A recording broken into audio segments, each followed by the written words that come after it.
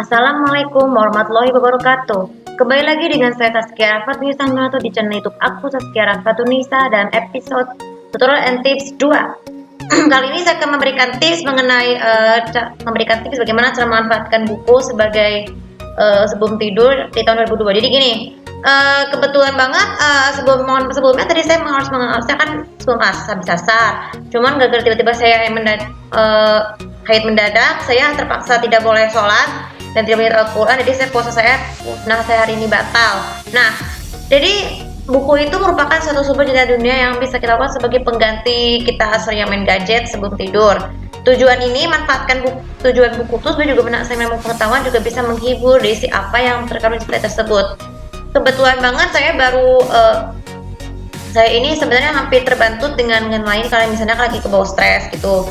Jadi saya ini baru pelan-pelan mau baca buku sebelum tidur. Ada manfaatnya nih cara manfaatkan buku. Yang pertama adalah membaca buku itu bisa kalau membaca buku secara normal itu bisa menghemat baterai gadget kita yang butuh istirahat, karena kan biasanya kalau malam mengakses gadget itu kan biasanya kan pengisinya lama dibanding dengan waktu siang atau sore.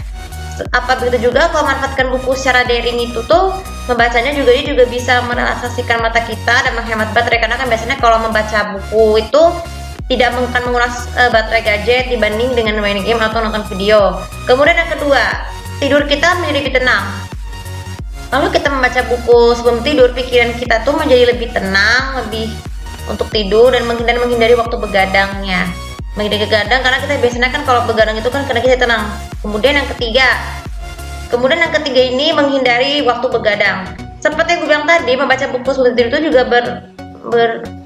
juga dapat mencegah diri kita dari waktu begadang yang justru membahayakan kesehatan, seperti yang agak saya lakukan itu tuh. Jadi kalau kita misalkan lagi membaca buku sebelum tidur, waktu begadang kita akan juga semakin lama semakin berkurang, karena mata kita tuh banyak melihat tulisan sehingga membuat kita menjadi ngantuk. Kemudian yang keempat, memanfaatkan buku untuk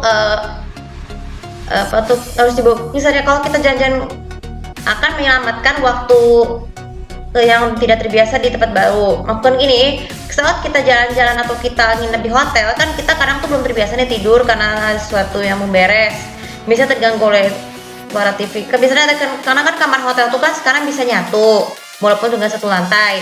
Tapi kalau tanpa kita sadari ada suara itu, kita bisa jadi tidak tenang. Jadi kalau kita ingin tidur, kalau misalkan gunakan headset atau earphone, asalkan tidak terlalu keras sampai mendengarkan suara-suara yang tanpa lirik.